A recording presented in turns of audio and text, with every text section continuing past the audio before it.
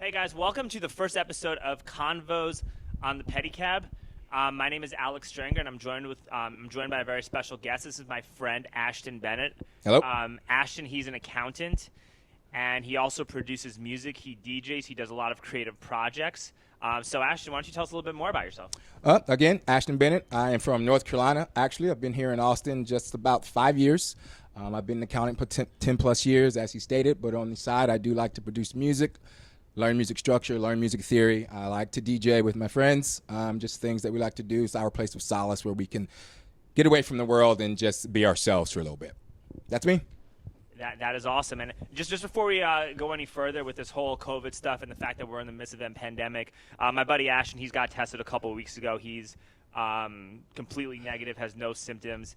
I also don't have COVID, so both of us are very safe. We're both very cautious. We've both been doing our part in terms of being respectful to people around us and trying to slow the spread when we're amongst vulnerable people. So I just want to get that out there because this is the whole purpose of this podcast. It's a way to foster discussion. It's a way to get us to listen to one another. It's a way for all of us to talk through the problems that we're facing, and we want to do it in a way that's as non-divisive as possible. So we're putting all that out there just before we even get started. I agree. Absolutely. Test results are negative. I think we're doing a great thing. Let's get started. All right, cool. So we met outside of a restaurant, and we talked a little bit, and somehow we started talking about like all the protests that were happening and a lot of the social justice stuff that was going on and the BLM movements. And I remember that I just completely out of nowhere, I blurted out to him that, I think that if every professional basketball player or football player were forced to spend 200 hours, 200 hours with a financial analyst in their rookie year, you would reshape the concept of wealth in the United States of America. And a lot of these inequities, these social inequities and these racial inequities from an economic standpoint would almost go out the window. Or at the very least, they would dissipate significantly. So I want to hear what your thoughts on that are. Yeah, I think the convo came up. We were talking about generational wealth and how people can attain that. And I think it's a very fine line between generational wealth and the average American because, as you stated, athletes have that opportunity to gain generational wealth where no one in their family should have to work again. No one in their family, in their lineage, should have to have a job. Yes. It's like the Hiltons, the Rockefellers. They don't need to work. The Fords, Yeah, and the Jameses should be like that, and so should the Jordans, and so should the Allen Iversons. But then you have the fact that 60% of NBA players go broke after 5 years of playing, and 75 to 80% of NFL players go broke within 3 years of playing. So, you have probably over $1 billion combined at least, right? You probably have multiple billions of dollars combined in wealth allocation to people of color that if there was a much better set of financial education principles involved, that money could multiply and be reinvested into black communities, and it could literally be it could be a completely transformative experience to a lot of communities of color in a really positive way without having to have any of these violent protests that we're having. I agree, but that starts at an elementary level. It's hard to teach a young man who's never had a dollar, who's never understood wealth, that when he turns 18, 30 days from now after he signs a contract, he's going to have $60 million in his pocket. It's hard to teach him at that time how to invest. It's hard to teach him the importance of a dollar. That financial institution, that financial education should be started at the elementary level when we're teaching kids how to read, how to write. We should be teaching them how to balance checkbooks. We should be teaching them financial responsibility. So I think that's an implementation from when they're much younger than when they become adult and say, hey, you shouldn't do this. Because now you have that money. Fully agree, and I think that you can be literally using city tax dollars to finance financial education programs in boys and girls clubs.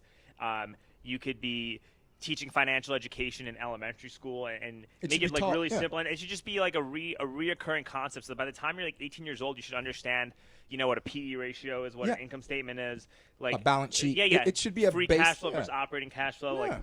It should be a course starting in elementary school all the way through high school. There's no reason they shouldn't learn understand that. what a basic call option is.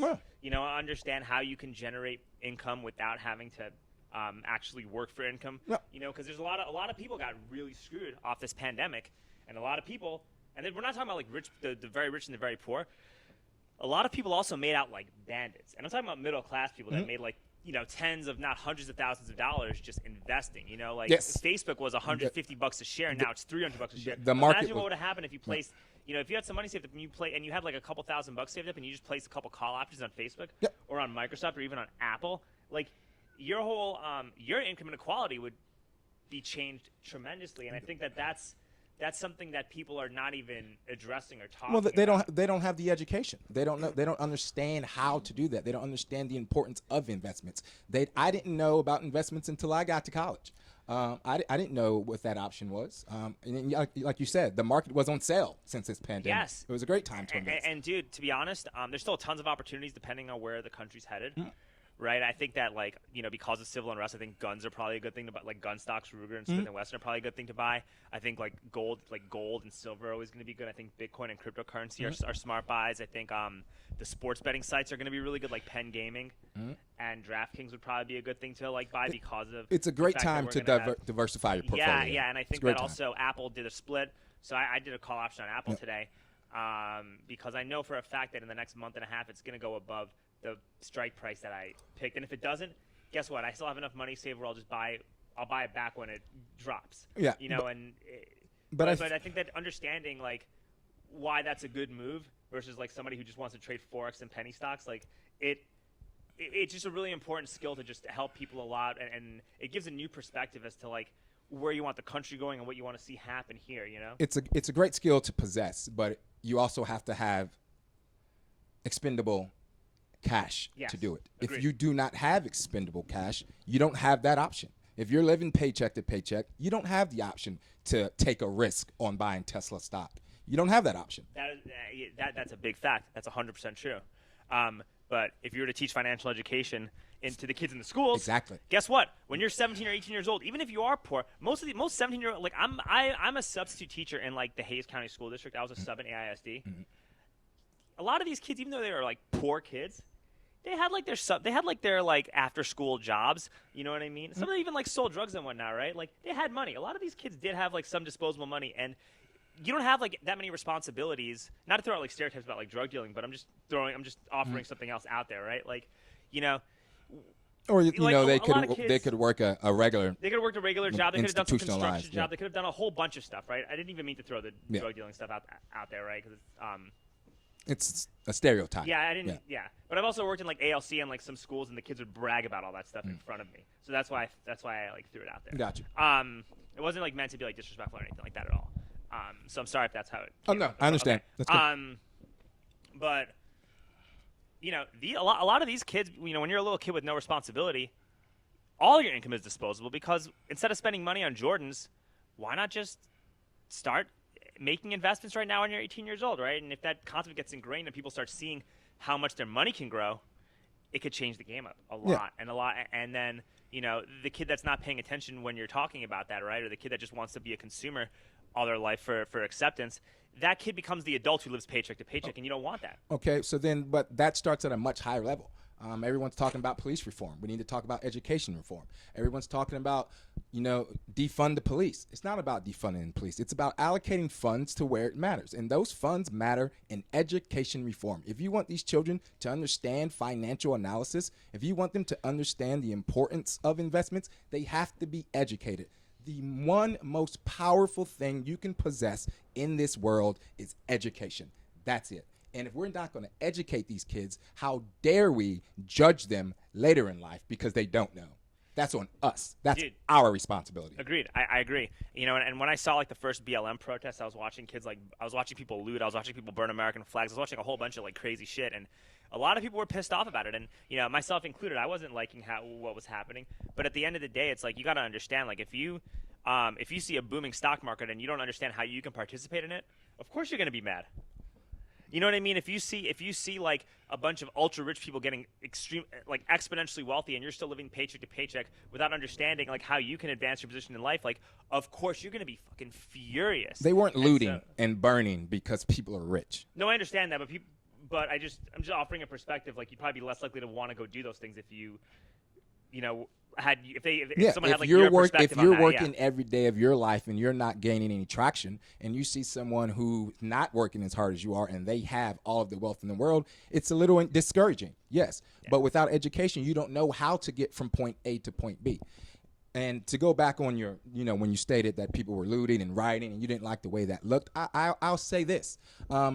You're right. Looting and rioting isn't the answer to solve the problems. However, I think it's Newton's third law. For every action, there is an opposite and equal reaction. You cannot judge the reaction without first having the action. Well, it does really put into focus that there is a real problem. It's absolutely. And that's partially why, so I'm also running for city council, and this is not going to be about my campaign or any of that stuff. This is literally just about talking to other people about what's going on. But seeing all that stuff made me want to place a high priority and a high focus on offering financial education to people in those communities, because this is a glaring problem. And if we don't fix this type of wealth inequality, I really believe that we're not going to have a United States of America anymore. Yeah, the wealth disparity is growing larger, and it's the middle class line is changing every year, and it's getting tougher for low income families to simply provide for the basic necessities that they need. If you can't provide basic necessities, then you can't provide anything that comes after that. And that's where the division is now, is that we've lost focus on the most vulnerable. In our country, we are not focused on the people who need us the most. We're more focused on the people who make the most. That's the division that needs to be closed. I can't argue that. And one of my main criticisms about the stay-at-home orders, because I was very anti-lockdown, very anti-stay-at-home stuff, and you can understand considering what I do for a living. Absolutely, yeah, right? Absolutely. And it was just, to me, these stay-at-home protests, especially now that you're getting new data regarding the deadliness of the virus and whatnot, and it's still very contagious, and you got to be careful. But especially in light of this new data, I felt as though the stay-at-home protest was literally designed to create even more income inequality, because small businesses were being decimated in favor of large corporate chains. Target and Walmart were open, but your local mom and pop retail stores weren't. They were closing gym when exercise is one of the most proven ways to avoid serious symptoms of the virus. They were closing parks. They were telling people not to be around one another and stay home. And all that does is it just, when people can't communicate with one another, you don't exchange ideas. And when you don't exchange ideas, you get stuck in these echo chambers and these bubbles. And it literally just, especially those first 2 months of lockdown, were a breeding ground for hostility. Yes, I think when people have to go against what their routine is, they begin to get bored. Other than that, they come up with creative ideas. I don't know about you, but Zoom stock was perfect when this happened. Yeah, I missed. I'm a little late to that part. but with the stay-at-home orders, it's having to understand the balance and having to be able to see both sides of both perspectives. Yes, we did not know at first what this virus entailed. We didn't know. We didn't have the science. We didn't have the data. In my mind, my perspective, where I'm from, life is the most fragile thing on earth. What can we do to preserve life? And if that means, hey, we have to stay inside until we truly understand what's happening, please stay inside until we know. Once we get a better grasp on this, then we can reopen. But let's not deny the numbers. People were dying. They were dying. That is true, and I agree with that. I think that you should err on the side of protecting human life. But if our government really cared about human life and was really about all that, then they would have had a plan in place to provide people with just compensation. Yeah, I agree. For not working, and there was no plan. And luckily, things got scrambled, and they worked themselves out for most people at the last minute.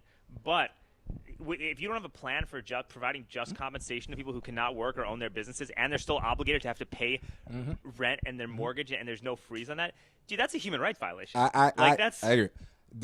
Without that plan, that's where we failed as a society, and by we I mean our government. That's where they failed. They wanted to lock us down with no plan of how you're going to pay your bills. How are you going to pay your bills? Exactly. Yeah. And if there was a plan in place, I'd have been like, okay, fine. There's a plan. Dude, listen, man. The first month or so of the lockdown before I got any kind of unemployment, like everything I stocks were fucking plummeting. I was like losing money left and right. I couldn't go earn it back. I couldn't buy anything on sale because I was like stuck. I was fucking pissed, dude. And I was becoming like I was like ready to jump on the Donald Trump train full fucking force because of But he was the one without the plan. Because of how mad but at least he didn't want to lock us down. So that was my take on it. Like he didn't lock us down. And nobody had a plan either. None of the Democratic officials had a plan either. They were just lock us down with no plan. I agree. But I was like ready. I was full blown. I was gonna go like full blown Trump. But then all of a sudden my like unemployment stuff came through.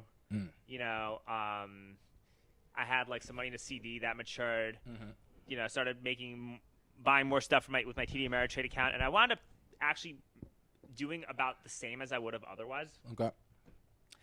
So, needless to say, I have my like political stances. They've always been like well-rounded and nuanced, and they're back to where they are. Okay. Because I'm not like stressed. And the point is that when you're like under excessive amounts of financial stress, like you can become an extremist. Dude, you lose IQ points. You literally use like one whole standard deviation's worth of IQ points, and when you do that, that's how people become extremists. Yes. When you lose it on both ends of the both sides. ends of the spectrum, you become an extremist. Both you sides. lose it when you're financially stressed because you lose IQ points as a result of that. Yeah, you're only seeing red. You lose reason. You lose reason. Yes. And that without reason, unprecedented times can affect you in a way that you would never have imagined that you could have been affected. And so I understand where you were coming from when you wanted to jump on one train, left or right, no matter what you want to do, going through the lockdown without having any income and not, going to bed without knowing where your next dollar is going to come from. I can imagine that stress. I can. But you're one person, and I know you're not the only person who went through this. All I'm saying with this entire thing is the entire government failed, left and right. They both failed. Everybody failed. They failed. Everybody shat the bed. Everyone shat the bed. They completely failed. With the lockdown, with the no financial plan, it was a complete failure. And we simply did not handle that well. Yeah, we shat the bed. Yeah. We shat the bed. But back to what I was saying about like the extremism. I deactivated after the first Floyd protest, right? I deactivated my social media for like a couple months, and I just recently put it back up because of the city council stuff. But me being off social media for 2 months put my whole sense of perspective in a much like more balanced, more relaxed, more like you just more clean. Way more like everything my whole thought process feels like it's way more centered on reality as a result of having like deactivated my like social media. Yeah, I like to view myself as a realist, and I did the same thing. I took a social media cleanse because it was just it got to the point where it was overwhelming. It wasn't good for my mental health, and I knew that I needed to take a break from that. So I wanted to get myself back to neutral, so that I can stop seeing red. So I stopped jumping on everything that I hear, like I stated to you earlier, so that I no longer become a defensive listener. So that as soon as someone says something to me, I attack them because I'm offended and I'm defensive by what they wanted to say. That's why I had to get off social media so that I could get myself to neutral and be able to listen, be able to hear, be able to communicate. We don't have to agree, but we should be able to converse as adults. I agree. And I think that the more people are conversing with each other, the less civil unrest you are going to have by default. And that's why it's really important for people to get out and talk to one another, because you want to fix a lot of the problems that we have, right? The wealth disparity, and you want to definitely address police reform. That's something that I think everybody is agreeing on. The only argument now we have is how we address the police reform. But I think that the best way to do that without, extreme amounts of civil unrest is for people to just be around one another and go do stuff together. So I posed this question to a lot of my friends who come from different backgrounds, different countries. I've asked them, why do you have this innate belief? Well, let me start over. I said, how many interactions have you had with police officers in your life? True interactions. Let's ask you, how many true interactions without talking about city council or anything like that, just you being Alex, how many true interactions have you had with cops? I've had a few. I have a lot of cop friends from jiu-jitsu. Okay, well, not cop friends. I'm talking random interactions as you on the street, and you are now involved in a situation where a cop is now in your space. He's talking to you. You're interacting with him. He's either pulled you over, he's asked you to stop, he's done something. I don't know. I've had a few. I've never had any like horrible. I've never had any like bad interactions. Well, actually, that's not true. That isn't true. That's not true. I had Oh, I'll talk about the bad ones that I can think of offhand, right? But that's not where I'm going with this. Okay. Where I'm going with is there's the saying out there that not all cops are bad. Right. Okay. I counter that saying with, why do you believe all cops are good? Why is that? Well, I don't. Or the person who's posing that, the person who's saying not all cops are bad. Okay, they're not. But I counter that again with, why do you think they're all good? What interactions have you had with police officers that made you say the majority of them are good? My personal opinion from like, look, I've never been in a situation where I was like afraid for my life or my safety or felt like I was going to go to jail for no reason. That's called privilege. I've never. Well, hold on, let me ask you a question though. Have you ever felt? Every day I walked out of my door, my mama told me two things: son, I love you, and put your seatbelt on. Every day, because she knew at any moment I could not be coming home from the simplest driving mistake. Don't use the blinker. No, I understand that. And I actually saw. So everyone was now there's all this new debate about George Floyd about he died of a fentanyl overdose, and I'm like, and they're like, oh, well, he was resisting, and I'm like, yo, you guys are missing the fucking point to this because if Derek Chauvin knew how to hold proper side control and was actually like moderately decent at grappling, you could have just restrained him without having to put your knee on his neck. All right. B, after seeing how he was reacting, he was just scared. This guy was literally just scared. He wasn't trying to hurt anybody. He was on drugs and he was scared. You could have just had a social worker that was riding with that department, or you could have literally said, hey, man, stay still. We're going to call like an EMT worker or a social worker or somebody while he's in cuffs to help calm him down. And this would have never happened. And C, I don't know if you saw the whole – did you see the whole video? I did not watch the video. I saw the 30-minute video. There was a 30-minute video on Fox that came out. I did not watch it. They came up to him, and right away, they pointed a gun at him right off the bat. Like, you did not need to do any of that shit. Like, that was completely unnecessary. Well, that's because they see black men as danger. That's why. He's dangerous. Or maybe they were just bad. Could there also be the possibility that those guys were just not good at their job? Okay, so if those two aren't good at their job, am I supposed to believe that the other 200 are good at their job? Don't they go through the same police academy? Point taken. But also, after watching that video, there was 4 of them, correct? Yes. So after so watching if I extrapolate, no, what I was going to say though, Ashton, just to add on to that. So I think all 4 of those cops got charged, right? If I'm not mistaken, I think all 4 of them got charged, right? What's that matter though? Is that justice? Well, because after watching the full video, there were cops that were like saying, hey man, we shouldn't be doing this, or this is what we should be doing, and there were like cops that said, hey man, put him on the side, or they weren't like automatically they weren't automatically complying with Derek Chauvin. If you watch the whole video, that's what I'm saying. Okay. Know, like if I were on a jury and I had to decide the fates of those 4 police officers, the only person I would find guilty would be Derek Chauvin. Okay. That's what I'm saying from watching the whole video. Objectively, I would find Derek Chauvin guilty 100%, but the other cops I would not find them guilty because I really felt like they were just trying to do their job and they got caught in a fucking shit situation. They just didn't. What were they all? Were they all charged with the same charges? Yeah, they were all charged with the same charges. Okay. So with that, I think there was another incident that happened right around that time with the guy in Washington D.C. The older gentleman approached him and the cop pushed him down. The older gentleman fell down, split his. That was in Buffalo. Yeah. Was it in Buffalo? Yeah. Split his head open. Yeah. And then that video, I'm pretty sure I saw at least 1 or 2 officers try to go and assist the old man on the ground, but the other officer told him not to. He literally stopped them from assisting them, helping an old man bleeding on the ground. Yeah, the guy doing that should not be a cop. Again, so that now we're talking about another bad cop and another police unit. How many bad cops does it take for the entire? If the head is rotten, the body's rotten. If the head is rotten, the body's rotten. Okay, how many bad ones does it take to say, well, maybe the majority of them are bad and not so many of them are good as we thought? Because again, I posed the question, why do we believe all cops are good? Well, why? All right, maybe some of them are really bad, some are really good, and the majority are just like super troopers. Is how I look. Like the majority are they're literally just like the super troopers. They're just regular people who are just happen to pass the civil service test and they got hired to be police officers. I'm trying to figure out what I was going to say along with this. Shit, I just literally lost my train of thought.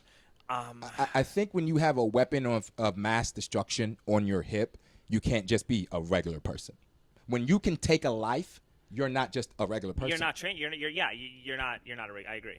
I also think that if our cops were to be forced to be EMT certified, I think that stuff would probably go down, because when you have to be an EMT, you're valuing human life more. And like I said, these aren't like blanket solutions to the problems, but these are like things that you could do that everybody, conservatives and liberals alike, would say, hey man, that makes sense. Why aren't the cops EMT certified? Or why aren't the cops properly trained in grappling? You know, why? Like, how come? Right? Like it would make sense. Like, it's the perfect like knowing that you can like handle yourself physically without using a gun is like the perfect de-escalation tool that I think.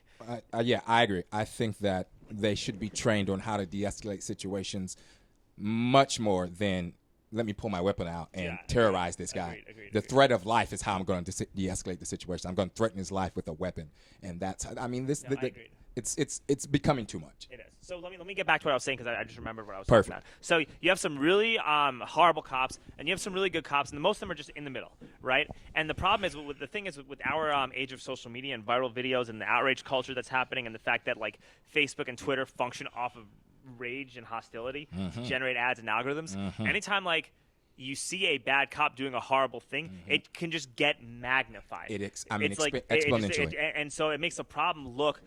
There's also a possibility that it could be made, not to like trivialize what you feel like you may have gone through when you were younger, but this also could be a situation where it's making a problem look a lot worse than it is. And I read some article today that apparently like unarmed killings of black men has gone down by like 63% since like 2015. I don't know if it's accurate or not, but I would make sure that it was a USA Today article. I read it, but if that were to be true, it makes you think like,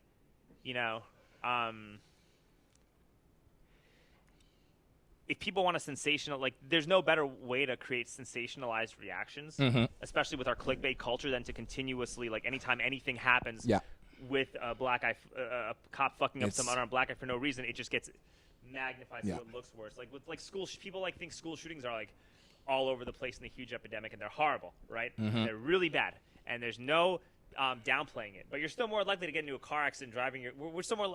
I'm still more likely to get killed on my way home from doing this podcast with you than I ever will be in a mass shooting, and so are you. Yeah.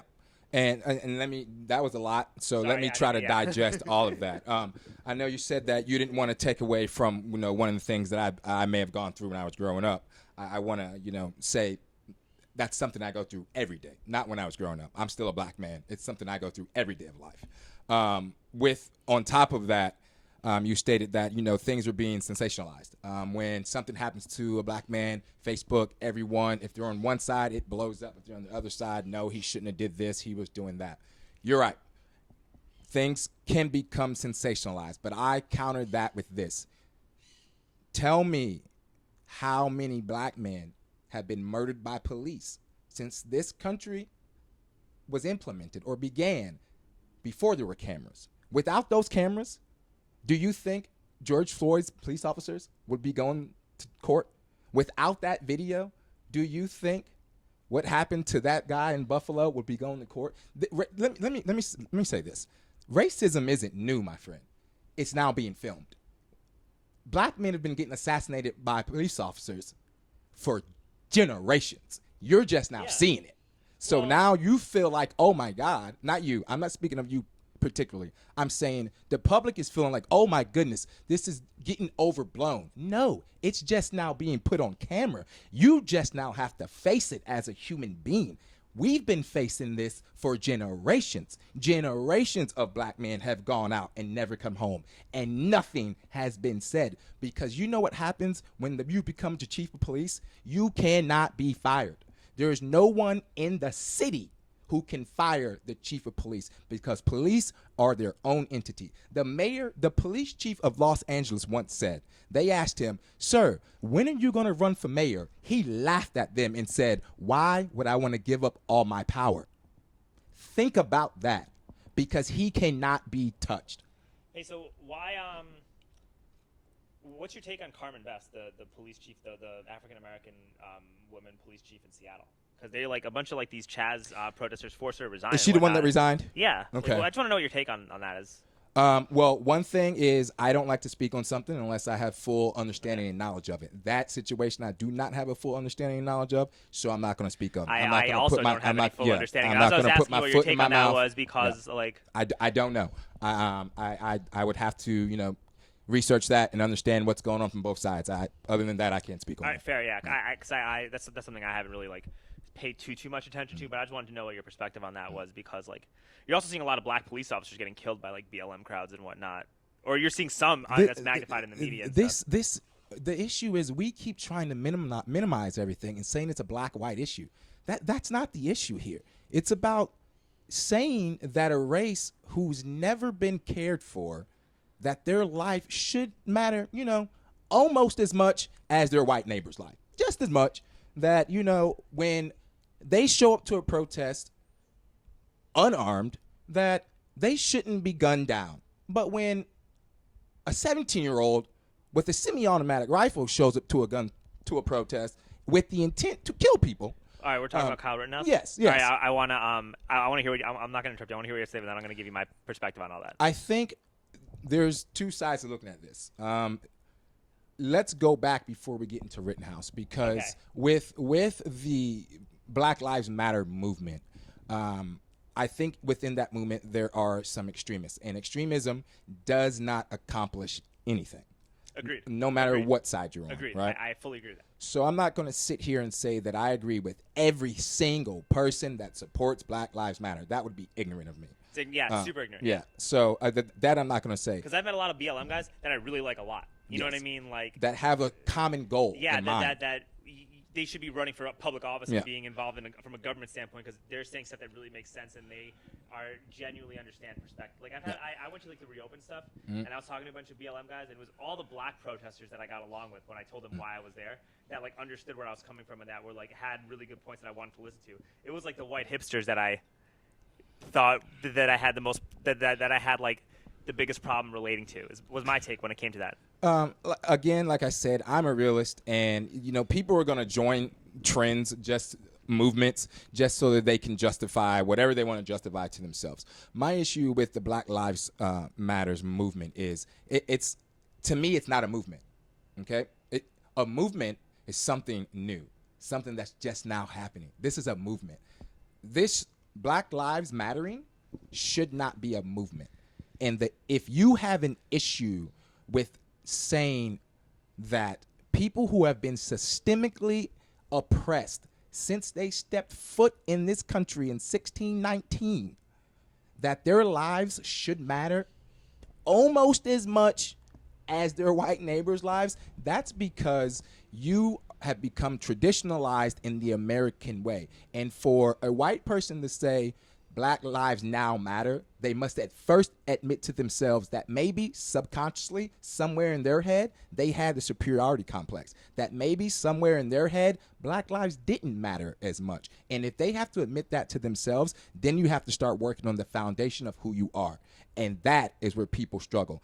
They will give you some leeway, but once you start attacking the true foundation of who they are, where they come from, and what they believe in, then they struggle with giving you what you deserve.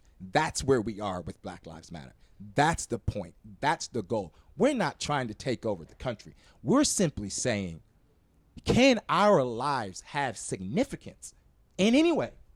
In any way? Yes or no? Can we have significance?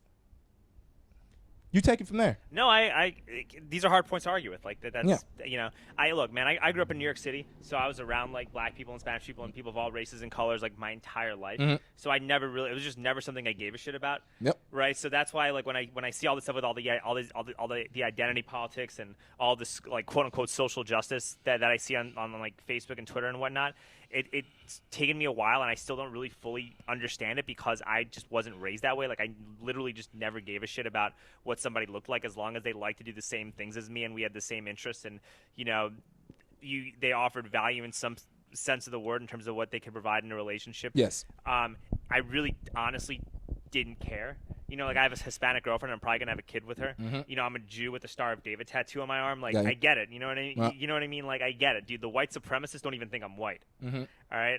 I've always understood it to a I've always understood. a I've always point. felt like I've understood it to a point, and I always try to be open-minded and empathetic with people. And my attitude is that, like, hey, man, if you feel like you don't have a seat at the table, let's hear you out so you can get a seat at the table. Like, there's nothing wrong with being able to be open-minded and want other people to join you at the same table as you. But we've been fighting for that seat at the table since 1619. Dude, I agree, and I also feel like a lot of like liberal politicians engage in these horrible trade policies. They do these gentrification acts, and then they put a Black Lives Matter sign on 11th Street in Kamal to make it seem like they're allies, but they're literally enacting gentrification policies to further screw over black people anyway. Like so you got to like my whole thing is that You must research the politician that you want to vote yes, for. yeah, like Just because they call themselves liberal or they support Black Lives Matter, you never know what's going on behind closed doors. You must have a true understanding of who you're voting in office.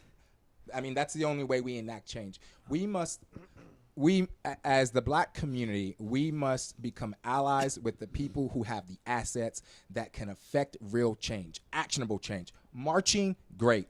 Protesting, wonderful. Hashtags, vote or die, not playing the sport, sitting at home, no matter what you want to say, I'm all for it. But that matters not without actionable change, without something truly being implemented. Because we can protest all we want, okay? Unless the legislation is changed, nothing will change. So without that, there's no going forward. We're going to stay stuck in the same position that we are. So, go ahead. I agree. And that's why I tried to, like, when we like the stuff that I showed you on my website, I had specific things that I want to do that I think like everybody could just agree on, so that you could say, hey man, we're not going to play NBA basketball games until all police allegations of misconduct are investigated by an independent review board. Like that's reasonable. Like we just want all this investigated by an independent review board. We want all the cops to be EMT certified, and we're not playing another basketball game until they do that, right? So have like specific things that everyone just agrees on, and be like, all right, once you do that, we'll play. Yeah, and that's the thing. The players have so much leeway. They cannot play. But the players, they're not the billionaires, okay? LeBron James, not a billionaire.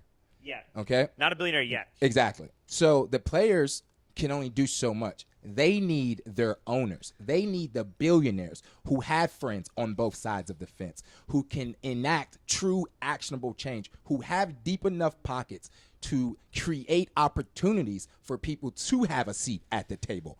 That's what needs to happen. I've said this since this whole lockdown started. I said our lives, and when I say our, I said black lives, our lives will not matter until white people accept that they matter. Change in this country will not happen until the majority, until white people say enough is enough. Something needs to happen. There has to be collaboration. Every athlete can lay down their shoes and sneakers and bats and balls, and no matter what, they can lay it down forever. If their owners don't care and they're like, void contract, we'll find, believe me, someone else will play. Believe me, they will. Someone else will take that job. So that only goes so far.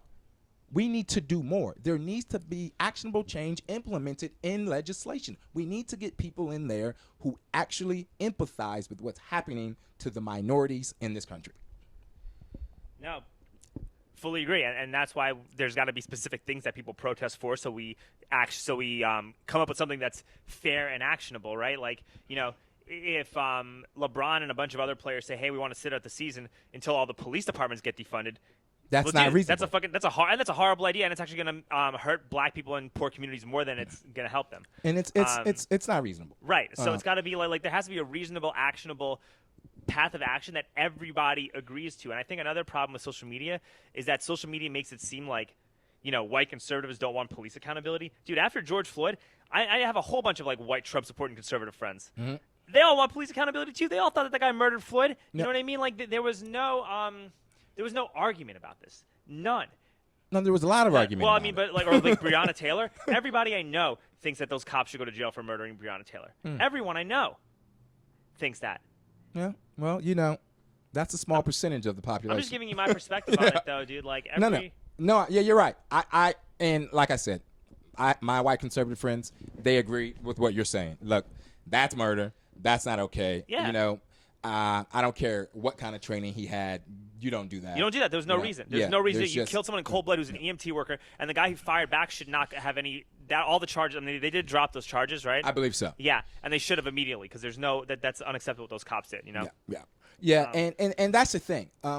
Like we said, left or right, that shouldn't determine whether we believe in what's right and what's wrong. Okay, I mean, that's wrong. We should be able to come together and say that's not okay.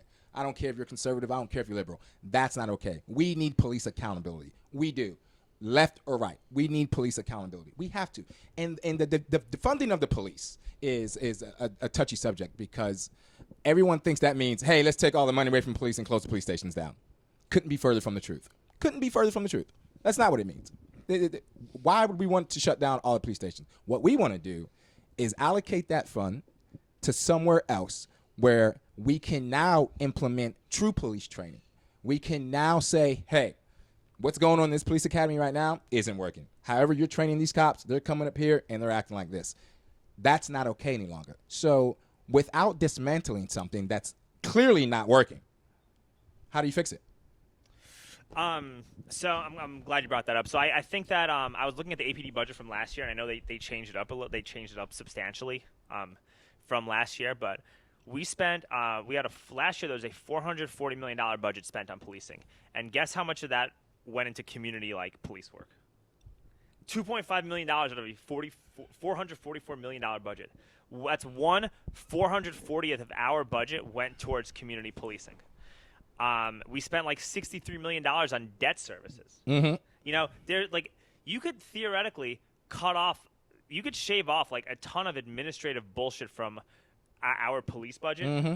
and you could build more police athletic leagues. You can have more cops on bikes, which is part of community policing. Mm-hmm. You could put more officers in diversion programs to help people who are in trouble with the law and provide resources in case for people who need help. You could build more police athletic leagues, have more boxing programs. Like I don't think they even have like any reputable boxing gyms in my district, where I'm at. So there's so much stuff you could do just for the sake of the community. And when you have community policing, you actually make more people. You actually solve crime more because. You mean that door-to-door walking type? The cop has a beat cops. They all have their little area. Or you just build more community centers that get police officers involved in a positive way. Got you. People are more. People talk to you and they see you every day, and you're like in the neighborhood and you live there. Mm-hmm. They're more willing to like be cooperating witnesses if something actually really bad happens. Or they're more willing to trust you. Period. Yeah, exactly. And that's why a lot of problems don't get solved in like really horrible like crime areas like Chicago or like parts of LA because they don't trust the officers, so no one talks. I think that's part of it. Right? Yeah. That's not the only reason. But I think that plays a role. I want to jump in real quick. You said the police budget was $440 million. This was last year. 2019 fiscal year. Yeah, or 2000 or early 2018 maybe. 19. Yeah. So let me ask you this: what was the AISD educational budget? Was it $440 million? It was nowhere close. It was nowhere close. Nowhere close. It was nowhere close. That's my point exactly. It's nowhere close. It's nowhere close. That's the point I'm making. It's nowhere close. That's defunding the police. Let's take some of that money and put it into why are we $26 million in debt services? How about we put that into public schooling? $63 million. $63 million in debt services. Let's put that into educational programs. Dude, let's put that into education reform. Financial ed, dude. Yeah, I would be so down with that. But I don't like the way they defunded by getting rid of Well, let me rephrase that. I don't. Actually, no. I'm going to say what I'm going to say, and then I'm going to add to it. But I don't like that they took like money away from training, and I don't like the fact that they're taking money away from cadet classes when we're like the fastest growing city in the United States. I think that's kind of like that's not the smartest thing to be doing, and it just it automatically creates divisiveness, and then creates a backlash of like back the blue. You know what I mean? You don't want that shit. It creates a lot of bootlicking.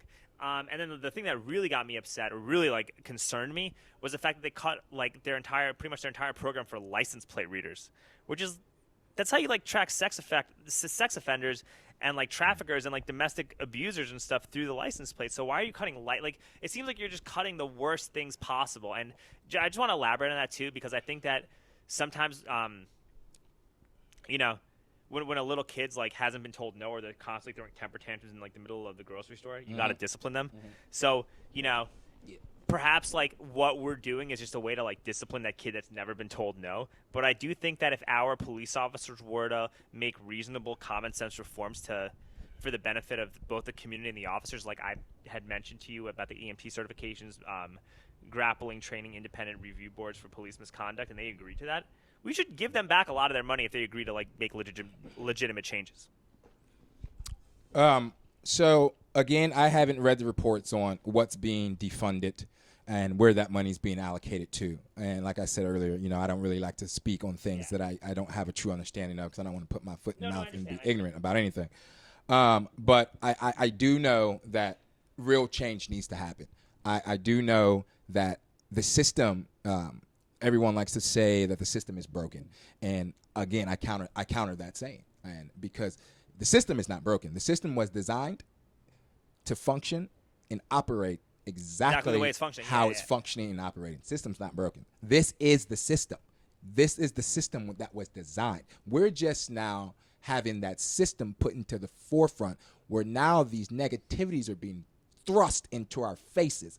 Every time we turn on our laptop, our phone, our TV, it's always something new. You don't get a chance to process the thing that happened last Thursday before something else happens on Sunday. Dude, agreed. And then this actually brings me to the Kyle Rittenhouse discussion, because I feel like we probably have different takes on this. Uh-huh. I want to hear your take, and then I want to offer mine and offer how I feel this is being played out and what my take on all that stuff is. So I want you to go first on your take on Kyle Rittenhouse, and I want to respond, and then I want to tell you what I'm worried is going to happen as a result of it. I think my take isn't going to be as elaborate as you want it to be. That's fine. Because my take on that is one word, and that word is simply consistency. And what do I mean by consistency? Exactly how they treated Kyle Rittenhouse is exactly how the police should treat every other man that could have been Kyle Rittenhouse. If you're going to treat one that way, then you should be consistent with the way you treat everyone else. And that's the problem. I agree. Actually, I agree with that fully. That's my stand. I agree because with that. there is no consistency. I actually agree because with if I was to walk down Congress Street right now with an AK-47 strapped to my chest and pointed at someone, they wouldn't hand me a bottle of water. I can guarantee you that.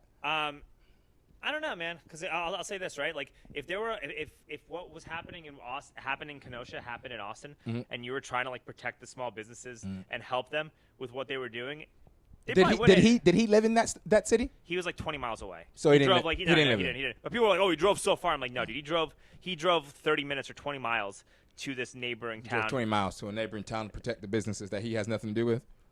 Yeah, that's an interesting aspect. Well, that's what. I get That's it. what he's doing. He's a 17-year-old kid. He probably saw what was happening. Mm-hmm. A lot of these small companies don't have insurance policies that cover this. They've already been like decimated by the pandemic, and then you add rioting and looting on top of it. It's like kicking somebody in the face with their down. And I think that's why there's such a negative backlash towards a lot of this looting, is because it happened right after COVID lockdown. So it's just like, oh yeah, man, life's been really difficult for you, bro. You've really had a tough day. Let me just kick you in the face real quick, before I get out of here. So that was like how I. That's why I like have such a strong stance about the looting, because of like the timing in terms of like why and when it's taking place. And I could also go into like how I feel about looting and stuff, but I'll do that like after I finish this. Okay. Because I think there's justifications for it, and then there's times when it's not okay. But that's not what I want to talk about like right now, right? So you have this kid that probably sees all this stuff. You have a kid who wanted to be a police officer. You have a kid that had like some kind of like medical like CPR, basic medical type training, because he had like a medical kit with him, I'm assuming. And there was video of this kid like cleaning up did you see the video or the pictures of him cleaning up like the businesses that were like vandalized and stuff before all that? Okay. And there was also video of him handing out water bottles to BLM protesters who were getting tasered and getting maced and getting beaten up by cops. And there's footage of that. And I'm telling you everything based on footage that I've seen. Okay. This is based on footage. It's not based on like my opinion or reading some right-wing publication. It's based on like literal videos that I've seen. Okay. There's videos of him handing out water to people, and there was another video of him with a fire extinguisher trying to put out a car that got lit on fire. Okay. And then And then that's when he shot the first guy because that guy was like apparently chasing him when he was trying to put out a car that was on fire with a fire extinguisher.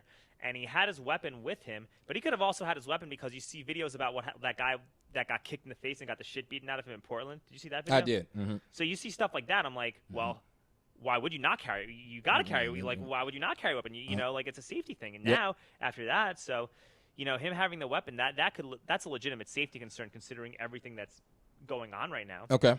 And then the person attacks him, and the person was also beforehand was caught on video. I know this is a lot, but the person was caught on video saying, "Shoot me," and then dropped the end, you know. So hold on, let's go back to you said the person attacked him? Yeah, the person attacked him. The person who attacked him. Is that on footage? Is that on video? Yeah. Him being attacked? I can show you a clip of it, but yeah, okay. I believe so. And if not, if I'm wrong, I'll admit it. But this is what I think I've seen. Okay. Mm-hmm. And there is video of the first person who he shot was like antagonizing people to shoot him. He was like, "Shoot me, shoot me, shoot me," and then he was so that saying, gives you the right to shoot someone? No, I'm not saying it does, but I'm just saying that it could lend credence to the fact that guy was probably aggressive and could have been attacking him. So it lends credence to the self-defense argument. That's a large step. That's a large step to say someone's using words to someone attacking someone. Large step. But if he's putting out a car that's on fire with a fire extinguisher and he's being chased because he's trying to do that, and he shot somebody who was a grown man that was also a convicted pedophile. That what does one have to do with the other? Nothing, but he just shot. I'm just making a statement that he shot. When he shot him, did he know he was a pedophile? He didn't know. Okay, so it doesn't mean anything. But I'm just making a point. Just saying he was, you know, he shot a guy who has a history of committing violent crimes that was attacking him, and then I believe he was on the phone. They said he was calling the police. I think he could have just been calling his friend to be like, "Oh shit, I just killed somebody," you know. Mm-hmm. And then a bunch of people started chasing him because he just shot someone. Yeah, because they probably figured, hey, this guy shot someone. And then when he fell over, he shot 2 other people because he was actually at that point defending himself. Yeah. And to be fair, the people that were chasing him probably did think he could have just shot somebody. So the whole scene is so chaotic. So let me ask you this. You're doing a lot. Yeah. Okay.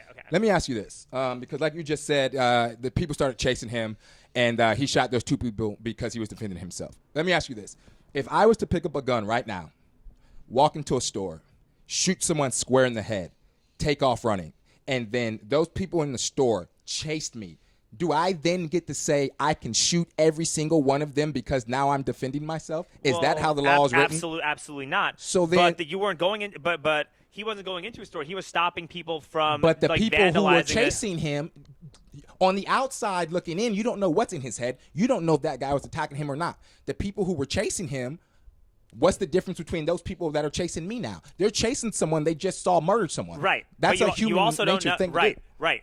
But you also don't know if they were also like vandalizing and destroying the. One has nothing to do with the other. Because they're vandalizing something, it doesn't mean now you can defend yourself by killing them because they're chasing you.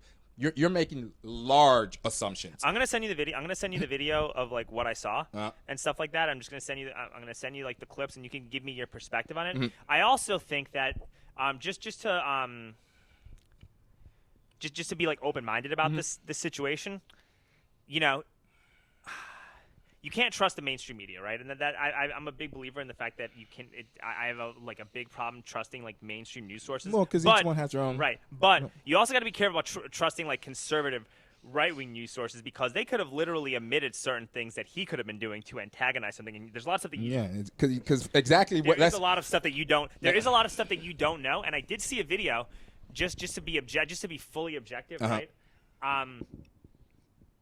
Of him like beating up a girl like a few months prior to that, and I'm just like, oh, fuck this guy. I hope he does at least go to jail I think he should go to jail for bringing the weapon across state lines. But in terms of murder, I feel like if you try to rake him over the coals with this murder charge, considering the fact there's so much video evidence of what really does appear to be self-defense, especially since he was like giving water to people and saying, hey, I'm just trying to help people, and there was video footage of that beforehand. All this is going to do is fan the flames of right-wing zealotry. And you got to be careful about doing that, and that's my concern about that. Yeah, I understand that concern. I do, but to say we're not going to press charges against him because we're afraid of how the conservatives are going to react. But they're charging with murder. But what you're saying is they should be careful and not do that because it's going to fan the flames of right wing zealots, right? To say that is a bit that. Then what precedent are you setting? What precedent are you setting then? But then what precedent are you setting if people all of a sudden feel like they can't defend themselves from, because this is how people feel regardless of your take on that.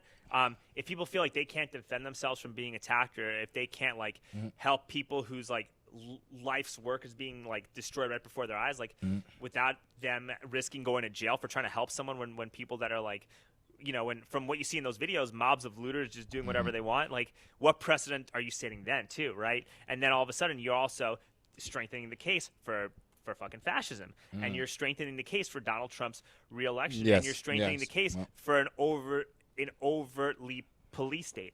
And you're also seeing videos on Twitter where people are like glorifying cops fucking up Antifa protesters, and I'm like, dude, that is not good, because I get it. There are a lot of these guys that I don't like, right? But if you send videos and you glorify that, dude, the cops aren't going to stop at that. They're going to start beating your ass if you don't want to get the COVID vaccine. You know what I mean? So, like, when does this, like, you got to be careful what you glorify. So then what's the line? What's the line? What's the line? Because meaningful police reform. Meaningful police reform that is based on common sense and logic that everybody can go along with and agree on. I agree. But if we continue with the Rittenhouse thing, so he shows up with his weapon. He's defending himself. So what's to stop the protesters next time from showing up with their weapons and seeing him? And they're saying, well, now he's aggressive. I'm going to defend myself and kill him. Well, that is what's happening. And what's the line? Well, the line is that we got to do a better job of talking with each other and being good to one another, like what we're doing with this podcast. Yeah. Because I think that the more people are around one another, the more we interact with people who have different viewpoints, the more we like listen to one another, the less likely that shit is going to happen. I agree. And that's a great way of putting it. But like I stated earlier, I'm a realist, and that's not realistic, because people on the left who are very extremist conservatives could not care less, and people on the right, yeah. I mean, either side. If you're an extremist liberal or you're an extremist conservative, you're not going to hear what the other person has to say. That bring us together and talk to each other. That works. No, I agree. It does in small communities. Yes, I agree. Agreed. It does. But in a nationwide change, it's going to take a lot more than that. And let's be real here. Let's be real. Let's state this. This country will never eradicate racism. I don't care how many hugs and kisses and how much love you have in your heart. Racism is taught. It will always be taught. Okay? And let's also be clear. This country isn't the first country that's had to deal with racist. We're one of the youngest countries in the world. You think we created racism? No, absolutely not. No. So let's not sit here and pretend that racism just started happening in America. This has been happening since as far back as I can remember.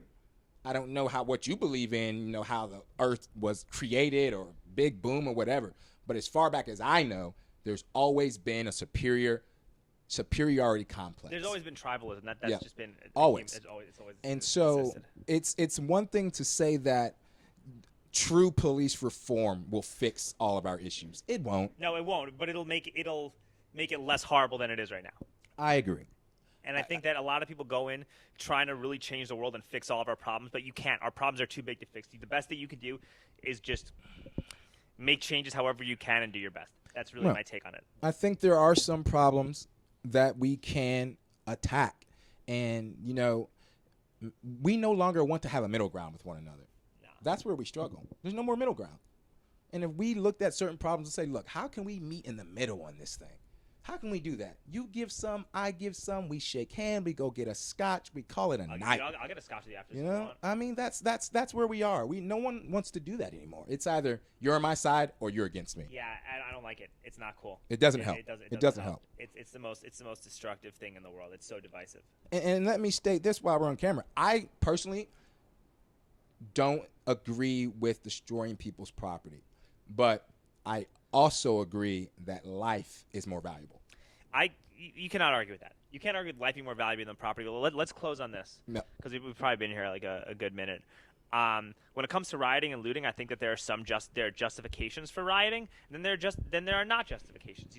Look, if you're like legitimately starving and a group of people are starving because of like extreme oppressive practices, by your government or by a group of oligarchs controlling you, and you go loot the grocery store so you can eat, that's understandable, right? If you have no health insurance, if you have no health care, and you loot a pharmacy so you can get medicine, or your family member, or your mom, or your dad, or your significant other can get medicine, or your child, that's justifiable. I think that's justifiable. Yes. If you're like looting a retail store to steal a big screen TV because of a tragedy, you're a fucking piece of shit, and they got to understand that. That's got to be like recognized. That's the line. Yeah. That's the line. I agree. I absolutely agree with that. I couldn't agree with that more. And I'll end it on this, however. And I think it was the late, great Martin Luther King that said, riots are the voice of the unheard. And what is it that America has not listened to? End quote. Don't quote me exactly, but I'm pretty sure that's what it was. So we can end it on that. All right, dude, thank you so much for doing this, man. I really appreciate it. Absolutely. Thanks for having me. You want to get that scotch? Let's do it. Let's get the scotch. Absolutely. All right.